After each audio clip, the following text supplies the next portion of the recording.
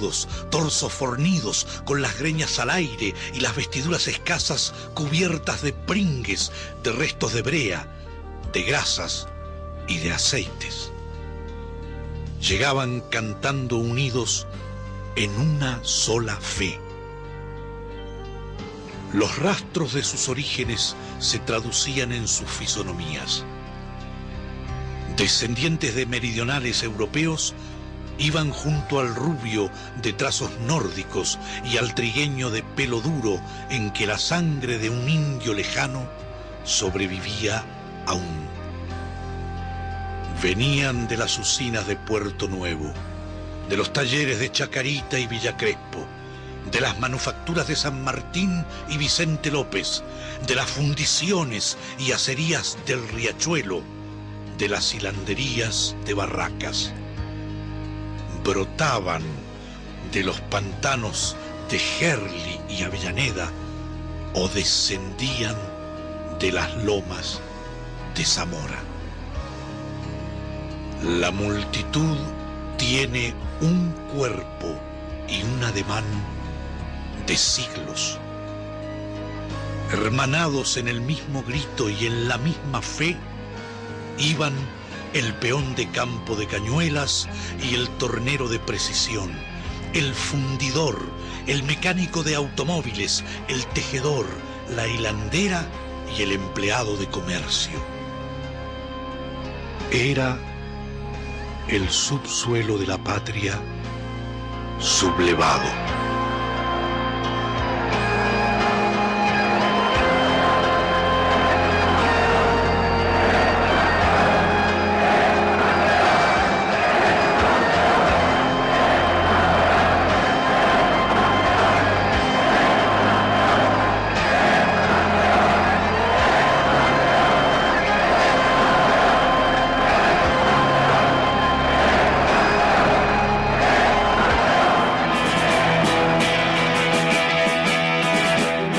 Esta nueva misión del subsuelo de la patria, a este quinto programa.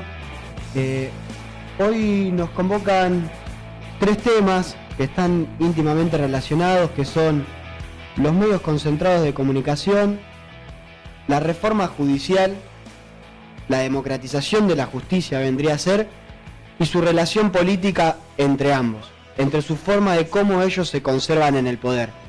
Y como hoy vamos a hablar de medios, elegí hablar de los medios porque ayer también se conmemoró el Día del Periodista. Fue el año 203 de haberse creado el diario La Gaceta, el primer diario que se crea luego de la Revolución de Mayo de 1810, escrito, conducido por Mariano Moreno, un patriota. Y para conmemorar a otro patriota, alguien que dio la vida por sus ideas, alguien que se jugó por escribir lo que a él le parecía, lo que él sentía, teniendo un pensamiento crítico desde todos los lugares. Un ejemplo de militancia es Rodolfo Walsh. Así que preparamos un pequeño homenaje para él y volvemos con más del subsuelo de la patria. Al cumplirse el primer aniversario del golpe de Estado del 24 de marzo de 1976, Rodolfo Walsh dio a conocer su último texto, la carta abierta a la Junta Militar. Es la más reveladora descripción de los siniestros objetivos de la dictadura, pero también el regreso del escritor tras varios años de silencio. La censura de prensa, la persecución a intelectuales, el allanamiento de mi casa en el Tigre, el asesinato de amigos queridos y la pérdida de una hija que murió combatiéndolos, son algunos de los hechos que me obligan a esta forma de expresión clandestina después de haber opinado libremente como escritor y periodista durante casi 30 años. Han restaurado ustedes la corriente de ideas e intereses de minorías derrotadas que traban el desarrollo de las fuerzas productivas, explotan al pueblo y disgregan la nación. Una política semejante solo puede imponerse transitoriamente, prohibiendo los partidos, interviniendo los sindicatos, amordazando a la prensa e implantando el terror más profundo que ha conocido la sociedad argentina. 15.000 desaparecidos, 10.000 presos, 4.000 muertos, Decenas de miles de desterrados son la cifra desnuda de ese terror. No son, sin embargo, los que mayores sufrimientos han traído al pueblo argentino, ni las peores violaciones de los derechos humanos en que ustedes incurren. En la política económica de ese gobierno debe buscarse no solo la explicación de sus crímenes, sino una atrocidad mayor que castiga a millones de seres humanos con la miseria planificada. Estas son las reflexiones que en el primer aniversario de su infausto gobierno he querido hacer llegar a los miembros de esa junta, sin esperanza de ser escuchado, con la certeza de ser perseguido, pero fiel al compromiso que asumí hace mucho tiempo de dar testimonio en momentos difíciles. Rodolfo Walsh, cédula de identidad 28455022, Buenos Aires, 24 de marzo de 1977. Rodolfo Walsh, luego de escribir esta carta a la Junta Militar, fue secuestrado y desaparecido al día siguiente. Bueno, voy a presentar a Nicolás Canosa, el co-conductor que está todos los sábados acá acompañándonos, y para hablar sobre el tema tenemos a dos grandes compañeros, a Juan Cruz Cabral, miembro de la Conducción Nacional de Periodismo Militante, aparte director de la revista Capiangos. ¿Cómo estás, Juan? Bien, y vos, Manuel, gracias por la invitación. Gracias a los dos. Bueno, gracias por venir.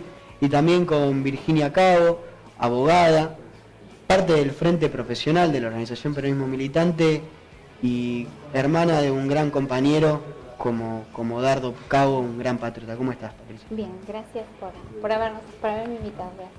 No, de nada. Haciendo mención a Rodolfo Walsh, él tiene una frase muy cortita pero muy profunda que dice: ¿el periodismo es libre o es una farsa?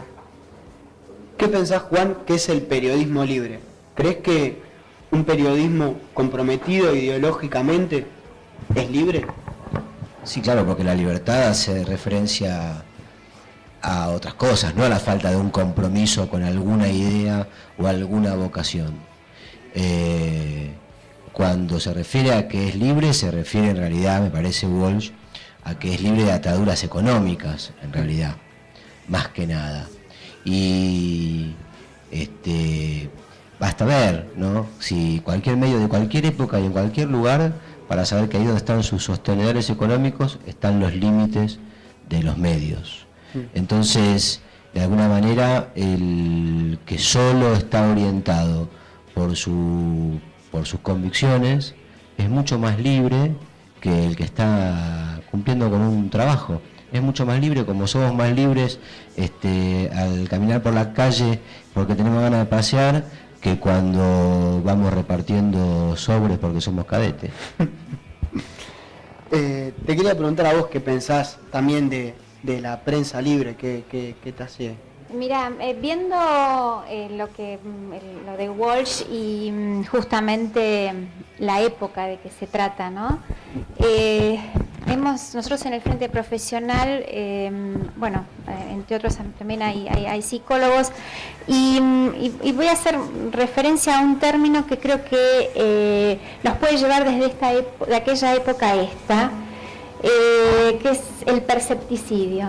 Es decir, yo percibo que cosas malas están pasando, pero me quieren hacer creer que está mal. ¿Cómo me lo hacen creer? Me cortan realidades, me las niegan.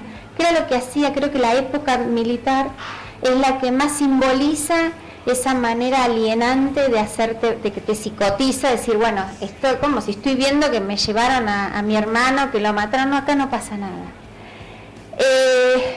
Si vamos a nuestras épocas, a esta época, creo que ese concepto se vuelve a repetir, obviamente, con más sutileza.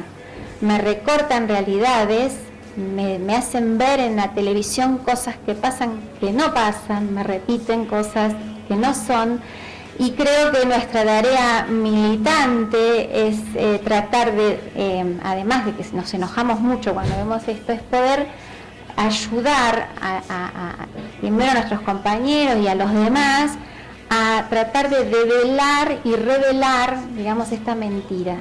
Me parece que claramente son manejos monopólicos, que tienen que ver con el poder económico en aquella época y sigue igual, de otra forma, pero sí.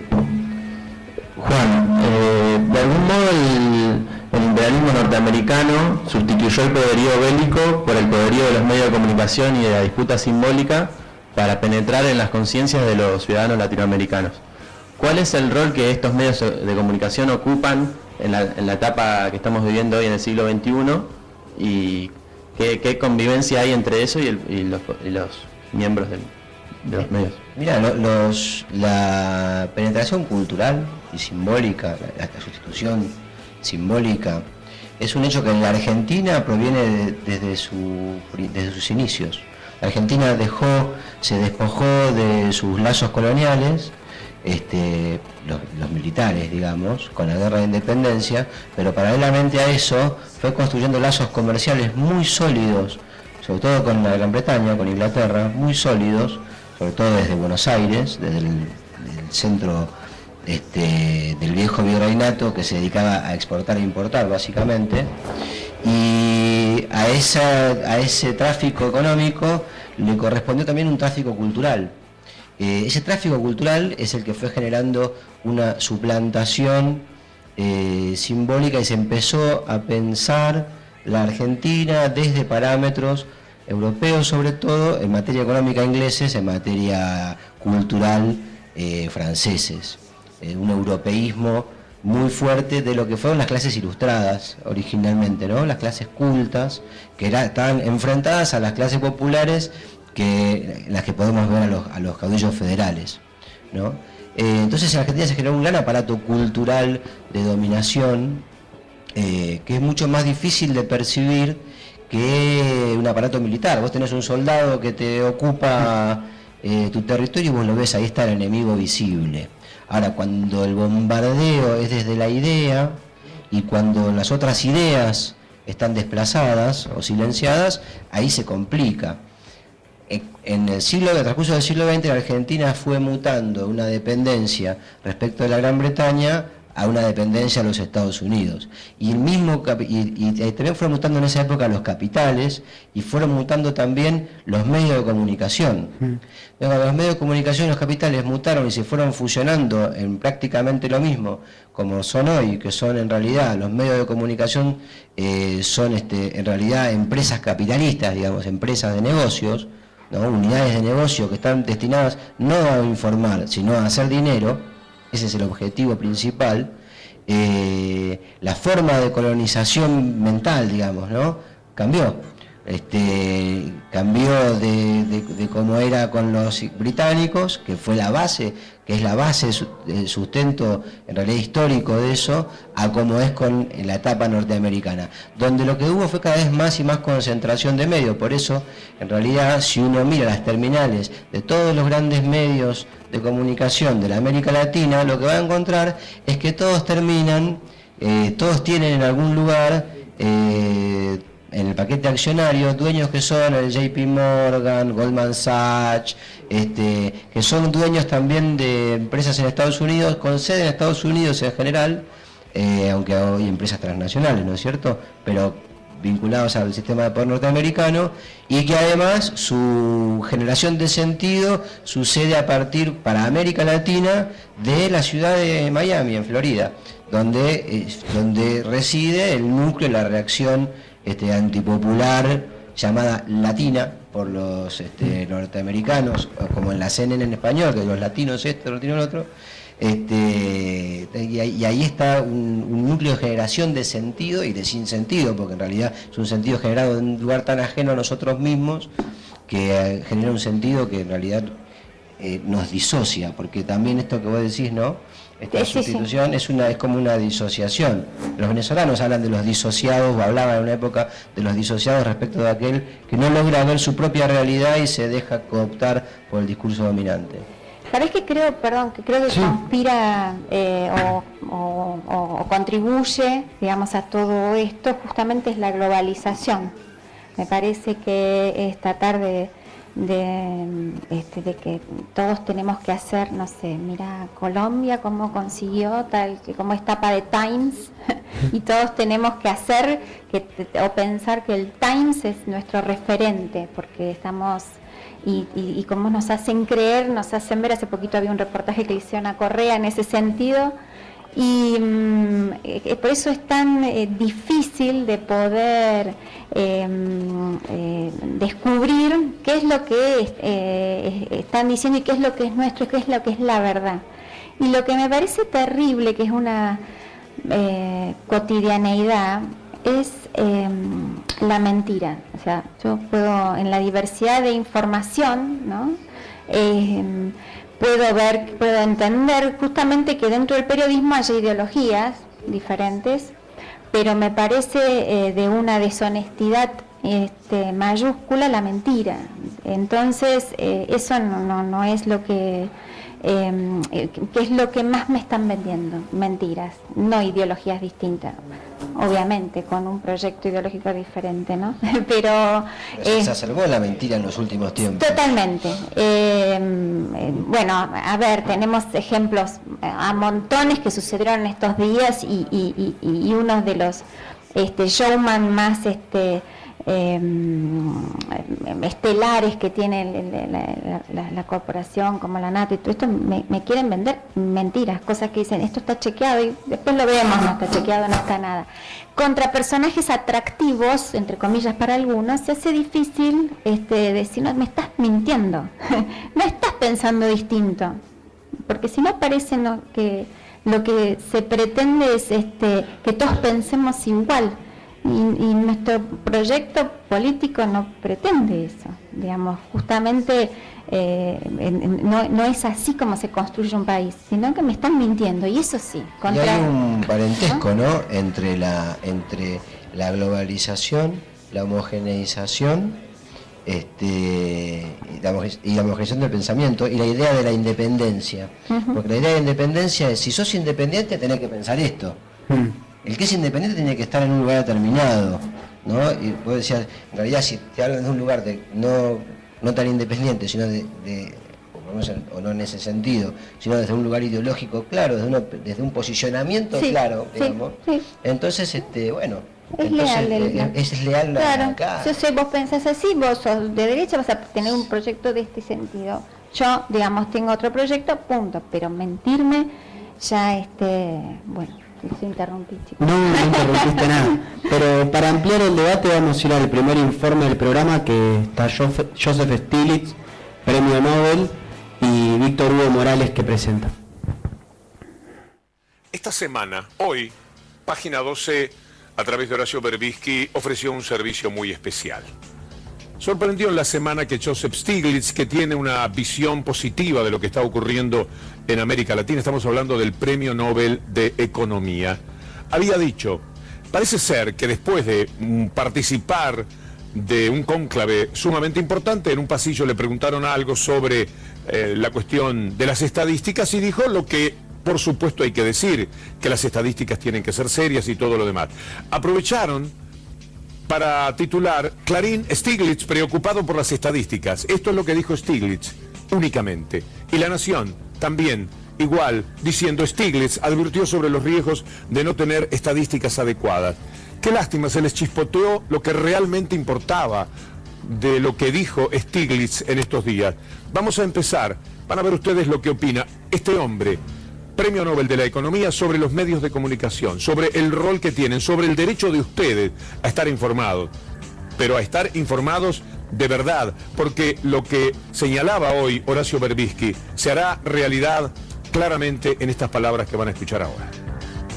Nexus between politics, political inequality and economic inequality that the control of the media, in which the control of the media plays an important role. So there's a nexus between economics and politics, of inequality, of economic inequality leads to political inequality, leads to economic inequality. But the extent to which that happens, the press plays a very important role. If you have a very concentrated press, the ability to leverage economic inequality into sustaining economic inequality is even greater. And in many Latin American countries, the level of concentration of the press and the link between the political elites and the political inequality is particularly great. And so the media becomes one of the ways that inequality is sustained. The provision of information is a kind of public good. And a public good means that everybody benefits when you provide it. There often is a high level of concentration in the media. And traditionally, economists focus on the lack of competition that's associated with high levels of concentration, driving up prices and therefore having economic distortions. But what I think the consequences of concentration here are markedly worse because they undermine the marketplace of ideas, which is fundamental to a democracy. And some countries have realized that because information is a public good, media is a public good, there needs to be public support. And one can have, I think a number of countries have demonstrated that you can have public support and independence. ¿Se dan cuenta ustedes? Ocultar, si quieren hablar de Stiglitz, no pueden ocultar esto que dijo que es tan importante. Claro, les toca a ellos, los denuncia a ellos. Va como un enorme halago a la lucha que se está desplegando en América Latina, pero particularmente en la República Argentina. Soslayaron todo eso y tomaron de Stiglitz tan solo lo que les servía para ese discurso tan conocido de ellos. Pero esto tan valioso de entender para aprender sobre el rol del Estado, sobre lo que tienen que ser los medios de comunicación, sobre su derecho a informar, sobre lo que no se puede ocultar, sobre la desigualdad económica auspiciada por la desigualdad que se da a través de los medios de comunicación también, esto lo pasaron por alto. Y esto también es mentir. Porque si se quiere hablar de Stiglitz, no podían omitir nada de lo que ustedes acaban de ver y que detectamos hoy, salimos a buscar por suerte, lo pudimos encontrar gracias a esa nota de tapa de Página 12. Bien, interesante lo que decía el Joseph Stiglitz. Creo que el tipo marcaba cómo los medios de comunicación están concentrados en Latinoamérica y frente a eso cómo las organizaciones políticas como peronismo militante debemos enfrentar este problema que es trascendental en la batalla cultural que estamos combatiendo. ¿Cómo debemos hacerlo? Supongo que hay muchas maneras de hacerlo. En todo caso, lo que hay que, ya empezamos, ya estamos sobrados en la conciencia de que esto es una necesidad. Lo otro que hay que hacer es, me parece a mí, generar estos espacios. La concentración lo que genera es esa uniformidad de opinión o pensamiento único, porque tapa la información con información. O sea, hay ciertas informaciones que es lo que mostraba el informe en realidad, ¿no? O sea, los diarios decían, habló de las estadísticas y con esa información tapaban todo lo otro que era lo sustancial. Bueno, está bien que lo tapen con información, pero tiene que haber otros muchos lugares donde se muestre más información, donde se pueda completar la información, ¿no? Más allá de las mentiras, también todas las cosas tienen caras, lados, y luego queda para cada uno desentrañar las cosas. Entonces, lugares como estos generan una respuesta a ese problema. Y también no abandonar la calle, en el sentido de no permitir que la presión social que genera el medio de comunicación hegemónico nos impide opinar en distintos lugares. Un ejemplo cortito. Cuando apareció el programa 678, no había en la televisión argentina ningún programa periodístico que defendiese al gobierno de Cristina. Y Cristina había ganado para la época de la 125 del despelote con el llamado Campo, había ganado las elecciones hacía pocos meses, 4 meses, 5 meses, había asumido hace 4 meses. Y no había ningún programa. Entonces había una sensación ante el poder hegemónico de los medios concentrados de que estaba todo el mundo en contra de Cristina. ¿sí? Del gobierno de Cristina. Ahora, cuando apareció ese programa, empezó a haber un montón de gente que dijo, che, no, hay un montón que piensan como yo. Y empezó a aparecer que en la verdulería, que con el kiosco, cuando una persona cualquiera iba y escuchaba que protestaban los de la cola, decía, no, pero a mí no me parece. Y entonces habilitaba eso a la opinión, porque el medio genera una enorme presión social. O sea, lo que está habilitado para ser expresado es aquello que está en los medios hegemónicos. Entonces, es muy importante saber que eso sucede y entonces no abandonar en los ámbitos sociales la vocación de debatir y acostumbrarnos a debatir y acostumbrarnos a que eso implica discutir todo lo bien que se pueda y todo lo mal que se pueda, porque cuando todos los que tenemos amigos sabemos que con los amigos discutimos fuerte, ¿no? Cuando discutimos de lo que sea, discutimos fuerte. Tenemos que tenerle miedo a eso. Mientras la discusión sea de buena fe. ¿Sabés cuál es mi sensación? A veces, sobre todo en el ámbito de la capital, hay como que está establecido que hay que hablar mal de, que está claro que todos hablamos en contra de Cristina.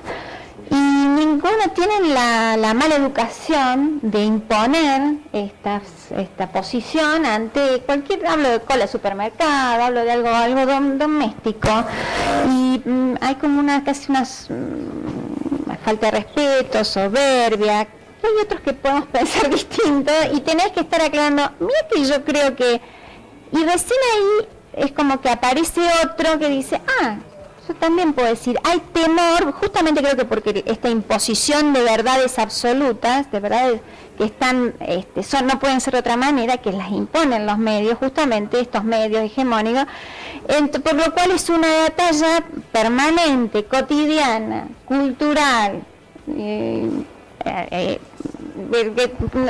es posible, digamos, parece que nadie aceptara que existe otra, si no, ¿cómo ganó? ¿Cómo ganó Cristina? O sea, a ver, pero ahora me están vendiendo otra forma de pensamiento, digamos. Entonces, bueno, el trabajo es muy cotidiano y con mucho cuidado porque uno se enoja, se calienta, es difícil luchar contra... Y el otro está enojado, porque el discurso dominante es un discurso muy irritante realmente. Sí, y de odio. Y eso es muy... es verdad que es muy feo, es muy feo. Vicky, cuando salió el tema de la reforma judicial, la corporación judicial, bueno, que era de alguna manera con la democratización de la justicia lo que se intenta combatir, la corporación mediática de alguna manera salió en respuesta a defender esa corporación. Y cito un ejemplo, el juez que fue a Miami a formarse pagado por el Grupo Clarín. O sea, ¿es casual que se vaya a formar a Miami pagado por el Grupo Clarín un juez de la República Argentina? Bueno, no creo, y seguramente habrá habido otros tantos que no sabemos. Mira, es una yo lo siento, yo ejerzo la profesión ya hace 28 años. Y siento que esto es una situación así de gran hipocresía, digamos, por un lado, pero claramente es para establecer, que mantener un status quo, porque por formación, digamos, parece que nuestra ciencia jurídica no se puede tocar y nadie puede meterse en ella porque es sagrada. El derecho en realidad es algo de sentido común, alguien tiene que decir vos tenés razón, no tenés razón, y punto, digamos, más allá de las palabras difíciles y todo esto. Pero bueno, hay como un sentirse un poco más arriba de otro. Yo creo que la hipocresía de la que hablaba tiene que ver con que hemos avanzado muchísimo, pero donde realmente se quiere avanzar se lo impide. Esto es antes, los jueces, y todos sabemos, eran nombrados, siempre a ver, no salieron de los repollos, siempre se fueron nombrados por acuerdos políticos, digamos. Entonces lo que después con el Consejo de la Magistratura y con la ampliación que tenemos en esta nueva ley del mismo, lo que se trata es dar más transparencia a estos hechos, porque seamos conscientes, excepto honrosas excepciones, la mayoría, si no tiene algún acuerdo con algún sector económico, político, ¿no? No llega a ser juez. Entonces me parece que justamente esta ampliación de personajes para poder dar la admisión al cargo de juez, el hecho de la destitución, pocos jueces hemos visto destituidos, pocos juicios políticos han habido, y bueno, es una profesión como otra, que las cosas se hacen bien o mal y deben ser juzgadas. Me parece que es tocar, es ir contra, ¿no?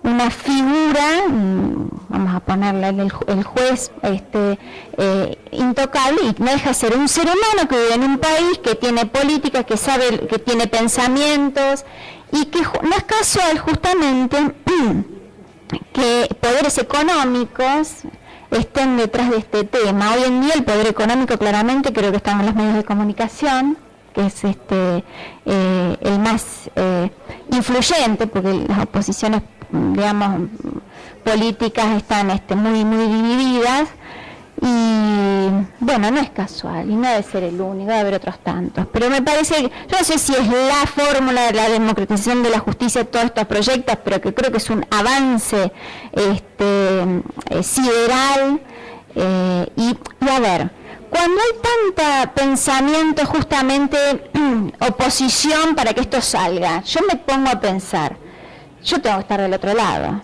Sí, debe ser muy bueno, porque si no, no se opondrían tanto. Y entonces me aferro más a estos proyectos, como diciendo, bueno, esto tiene que ser, este es el camino, ¿no? Si no, no lograrían tanto, ¿no? Me parece. Conociéndolos. Sí. Y bueno. Vamos a ver el segundo informe que habla Agustín Rossi sobre la democratización de la justicia en la Cámara de Diputados. Se diseñó el Consejo de la Magistratura, y la verdad que en ese diseño y en esa búsqueda del diseño, lo que terminó haciendo fue fortalecer los rasgos más corporativos del Poder Judicial. Nosotros no queremos que el Poder Judicial sea una corporación. Ahora, no podemos negar los rasgos corporativos que tiene el Poder Judicial. Se acentuaron esos rasgos corporativos. El carácter endogámico del Poder Judicial se vio fortalecido por el resultado de la aplicación del Consejo de la Magistratura. En la búsqueda de atenuar esos efectos, si se quieren, no deseados, la Presidenta de la Nación, entonces senadora, en diciembre del 2005, plantea una modificación del Consejo de la Magistratura, que están persiguiendo todos los consejos de la magistratura europeos, modelo en el cual nos fijamos nosotros para tener este Consejo de la Magistratura. La tendencia es exactamente la misma: limitar el poder corporativo y darle mayor injerencia a la voluntad popular. Mire, vamos a tener un beneficio directo. Va a conocer el pueblo argentino quiénes son los consejeros que están dentro del Consejo de la Magistratura, porque van a estar obligados a buscar legitimidad, y van a estar obligados a buscar legitimidad popular, lo cual significa que van a tener que decir qué fallos tuvieron, cuál es la jurisprudencia que acentuaron, cuál es su trayectoria profesional, como cada uno de nosotros hace cuando va y se enfrenta en una elección. Que la crítica, la politización y la partidización puede llevar adelante el que desconoce cómo funcionan hoy las elecciones de los abogados y de los magistrados, que está totalmente partidizada y politizada, con acuerdo entre partidos políticos que llevan candidatos de abogados y candidatos a magistrados, que son los que terminan finalmente presentándose en las elecciones, con partidos políticos que reivindican esas elecciones. Entonces la única diferencia que estamos planteando ahora nosotros es que no desaparezca esa actitud que ya está, sino que en lugar de elegirlo los 10.000 abogados, los eligen 20 millones de argentinos. Y que en lugar de elegirlo los 700 jueces, lo elijan los 20 millones de argentinos. Yo creo que el clima que generaron previo al debate fue horrible. Y fue generado por los principales medios de comunicación opositores a este gobierno, por los principales partidos políticos opositores y por las ONG que merecen un capítulo aparte. Vaya mi absoluta solidaridad para los 12, que en realidad son 13, porque lo cambiaron a Ibarra por fortuna, diputados que fueron expuestos por esa campaña de las ONG.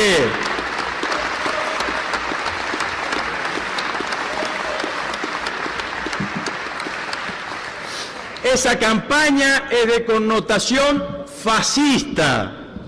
Fascista porque miente. Primero, esos 12 diputados no son responsables de ninguna votación. Segundo, los responsables de esa votación somos los 257 diputados. Segundo, es mentira que le preguntaban qué iban a votar. Estaban presionándolo para que voten en contra. Tercero, lo hacían estigmatizando. Si votaban en contra, eran salvadores de la República. Si votaban a favor, eran traidores a la patria. Cuarto, ya lo vivimos. El tema de las caritas lo vivimos con la 125, lo vivimos con la nacionalización de las AFJP, lo vivimos también con la ley de medios. Me extraña y critico fuertemente que ningún dirigente de la oposición haya salido a solidarizarse con estos 12 diputados que fueron expuestos maliciosamente por esas ONG. Ustedes fueron cómplices también de esa maniobra. Lo que más tristeza me genera es que generan un clima tan horrible que inoculan odio al conjunto del pueblo argentino para un lado o para el otro. Son profetas del odio. Profetas del odio. Adaláteres del desánimo. Correos de malas noticias.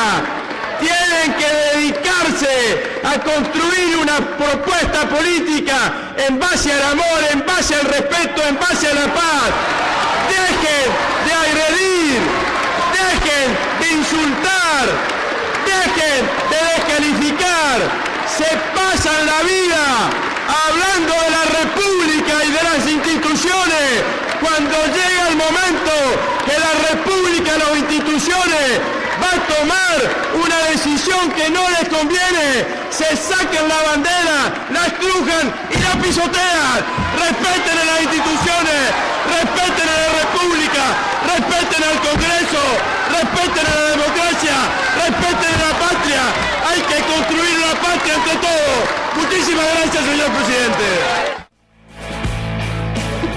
Agustín Rossi hablaba de respeto a la democracia y si vamos a la historia argentina, justamente el Poder Judicial no fue muy respetuoso con la democracia, porque en todos los golpes de Estado como en la Argentina, el Poder Judicial legitimó los golpes de Estado. Juan, ¿vos crees que esto tiene relación con la necesidad de democratizar la justicia? Absolutamente, porque en todo, vos dijiste bien, en todos los golpes de Estado, la Corte Suprema de Justicia de cada momento legitimó las interrupciones constitucionales. Lo que hizo fue generar lo que se conoce como doctrina de los actos propios, que en definitiva lo que habla es de la continuidad del Estado, y corregime Vicky si me equivoco, que vos que sos abogada, digo, habla de la continuidad del Estado. El Estado sigue existiendo y claro, como hay la necesidad de darle de permitir el funcionamiento del Estado aún interrumpida la vigencia de la Constitución, las Cortes Supremas en cada ocasión, en el 30, en el 55, en el 66 y en el 76, legitimaron los actos del Estado. Ahora, con eso, desde 1930, que es la primera vez que lo hacen, abrieron una caja de Pandora, porque luego entonces no había necesidad de respetar la Constitución, porque uno con tener las armas en la mano o los elementos para dar el golpe de Estado, cuales fueran, porque no lo único puede ser, debe ser, no se necesita solo armas para hacer eso, permitieron, digamos que en definitiva vuelve a empezar la vigencia de la Constitución, pero todo lo anterior es válido, ¿no? Recién en realidad a partir del 83, con las leyes de defensa de la democracia y otras cosas, eso se fue un poco modificando, pero eso, cuando hay un golpe de Estado, hay otra corte dispuesta a avalarlo y a darle legitimidad, porque además una de las cosas que sucede es que todos los golpes de Estado generan purgas en el Poder Judicial. Es decir, llega un golpe de Estado y todos los jueces nombrados durante el periodo de la justicia. Parece que no tanto. Todos los jueces nombrados en periodo democrático, muchos, los que pueden llegar a ser más molestos, en la época de la dictadura cívico-militar del 76, serían por ejemplo los que libraran muchos habeas corpus, esos pueden ser apartados. Ahora, cuando han venido los periodos de vigencia de la Constitución, eso no pasó, sino que en general los jueces fueron quedando, con lo cual hay una conformación que en realidad viene desde la fundación del Poder Judicial, eminentemente oligárquica en términos, te diría, técnicos, porque el origen del Poder Judicial es oligárquico en términos técnicos, no es una cuestión de opinión. Desde ese momento, lo que se ha enseñoreado del Poder Judicial en definitiva es la ideología de los sectores oligárquicos, de la oligarquía argentina. Y basta caminar los pasillos de tribunales para verlo, Basta escuchar cómo hablan el grueso de los abogados que recorren los pasillos de tribunales de la nación. Si cuando vos te encontrás caminando en medio de un mar de papas que se le cayeron de la boca a los que caminan por los pasillos de tribunales, ahí te podés dar cuenta cuál es la conformación social del Poder Judicial de la Nación. Vamos... Perdón, no te contesté la pregunta. Entonces hace falta democratizarlo, porque ese es un poder de clase. Ese no es un poder democrático, no es un poder elegido por el pueblo. Está demasiado mediatizado, entonces hace falta democratizarlo. Perfecto. Con esto vamos al último informe que el ministro de Justicia, Julio Alac, en la Cámara de Senadores, explicando por qué la necesidad de la reforma de las cautelares. No estamos planteando nada nuevo, al contrario, estamos tratando de desarrollar una normativa que ponga equilibrio entre los intereses del Estado y los intereses de los particulares. Cuando se escuchan voces que tratan de ver en el proyecto de medidas cautelares un instrumento para que el Estado no cumpla con las obligaciones que debe cumplir, podemos decir que es una gran mentira, es una gran falacia. Lo que se trata es de mantener esta laguna jurídica para que tengamos un Estado indefenso, pero no ante el individuo, sino ante los grandes grupos económicos, ante las corporaciones. Y los grandes estudios jurídicos de esta ciudad de Buenos Aires, que han sido también los elaboradores de la letra ideológica para que no exista Código Contencioso Administrativo Federal ni un procedimiento de cautelares. Se da repetidas veces que un grupo económico, una sociedad, asesorado por grandes estudios jurídicos, eligen al juez, eligen la competencia. Como la cautelar se puede presentar ante cualquier juez, se hace un proceso de selección. Y se eligen en muchos casos jueces que son incompetentes, y esto todos lo sabemos. Y no se ha hecho en forma aislada, sino que se hace en forma permanente, continua, y lo que ha llevado a decir incluso a la misma Presidenta de la Nación la existencia del Forum Shopping. Porque, como bien se ha dicho, quien determina la legalidad de una petición no es la cautelar, sino la sentencia. Entonces se utiliza la cautelar para buscar el juez, para dilatar el procedimiento y para que nunca haya sentencia, con el objeto de lograr la satisfacción sin que se abra prueba. Esto ha sido muy común y se ha transformado en un negocio de grandes estudios jurídicos y un negocio de las grandes corporaciones y los grupos económicos. Porque la inmoralidad y el negocio está sustentado en el logro de cautelares eternas, que es lo que hay que poner fin con este proyecto de ley, que no es ninguna novedad en el ordenamiento jurídico argentino, porque las provincias nos han anticipado, y bien nos han anticipado el Estado federal con sus legislaciones. Apoyo totalmente, lo digo así, a los gritos de todo corazón, a la presidenta, por la democratización de la justicia. ¿Por qué estos señores, como dije en Tucumán, qué se creen estos señores? ¿Reyes, marcianos? Para que no paguen impuestos, para que nadie los toque, para que estén vitalicio ocupando ahí cargo hasta que se mueran, y resulta que nosotros las madres no vemos pasar, no aparecen nuestros hijos, no tenemos justicia, todo queda en la nada, con las causas en nuestro dolor hacen negocios y no puede ser.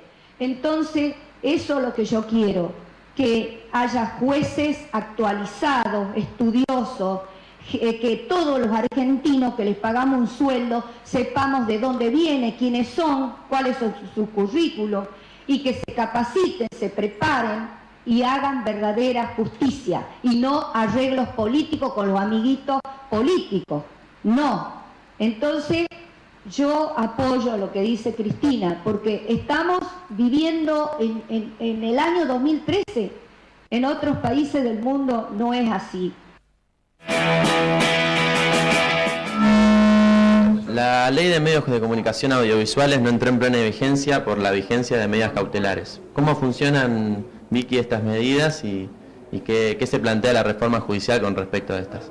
Bueno, claramente, en mi criterio es una chicana judicial. O sea, en general siempre los abogados hablamos de chicanas, son herramientas procesales que hacen que los juicios se alarguen y todo esto.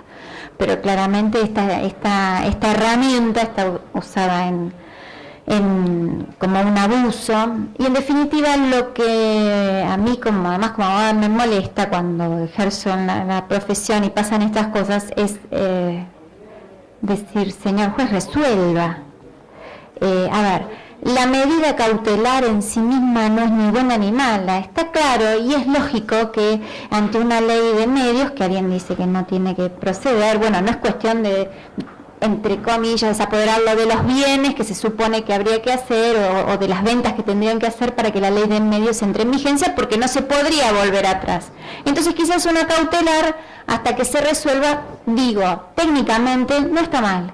Ahora, si eso me sirve, digamos, o les sirve para dilatar sin edie la cuestión y finalmente no resolver, eso no es dar justicia, digamos. Entonces me parece que la norma que está vigente, o bueno, también está, digamos, ahora cuestionada, pero que se sancionó, que tiene que ver con la limitación de las cautelares para el Estado, me parece absolutamente razonable, pero hablo de razonabilidad. Además, se llegaron a decir cualquier pavada, como que los amparos no existían más. Las medidas cautelares es una herramienta procesal que sigue vigente, es como para decir, paremos la pelota acá o tomemos esta precaución mientras resolvemos. Ergo, resolvamos.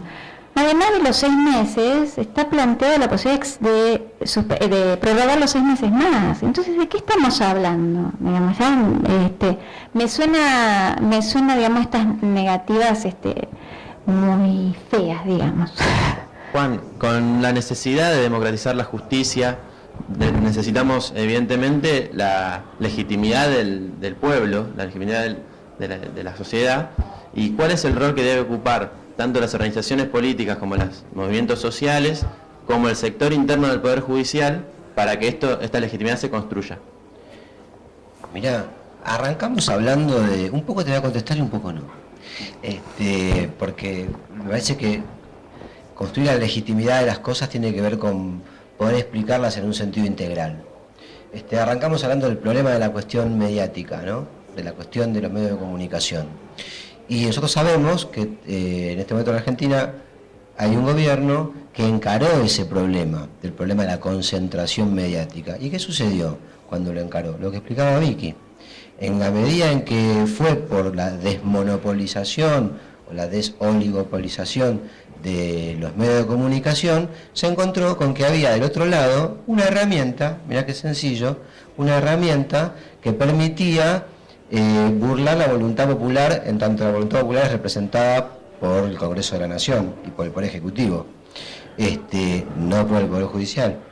Que era de las cautelares, que lleva Clarín 4 años y sabemos hace un tiempo que la Nación debe impuestos y que lleva 10 años de una cautelar, hablando del tiempo de que sí, 180 millones de dólares. 180 millones de dólares.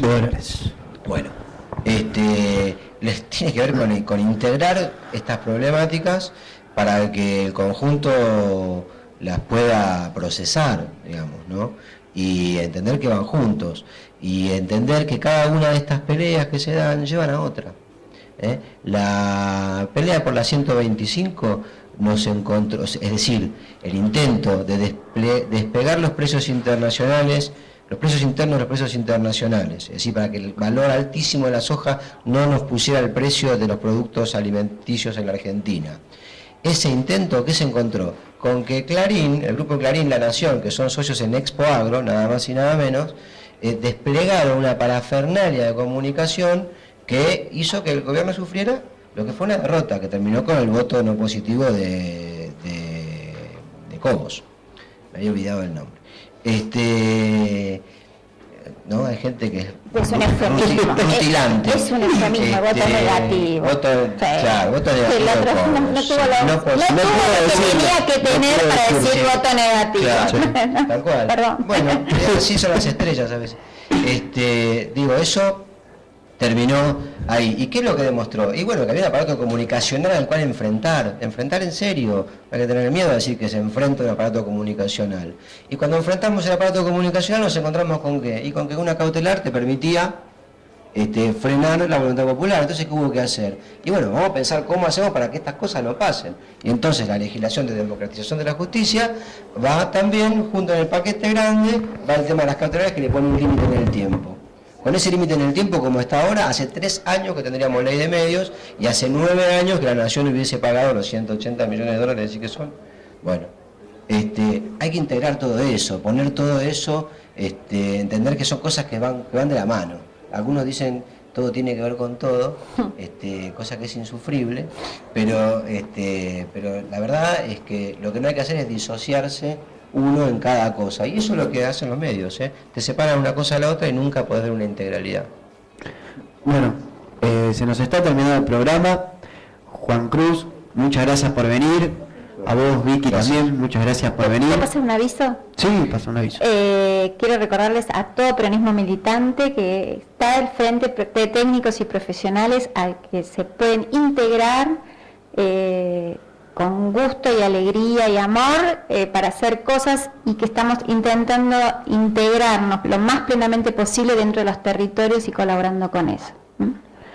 Bueno, para terminar vamos con el segundo homenaje de hoy, porque un día como hoy, hace 57 años, en 1956, un grupo de militantes y civiles y militares que apoyaban al general Valle, quienes encabezaban la resistencia del peronismo, o sea, esto habla del primer grupo de asesinados y de alguna manera perseguidos políticos y proscriptos por el peronismo, o sea, del peronismo, no por el peronismo, sino del peronismo.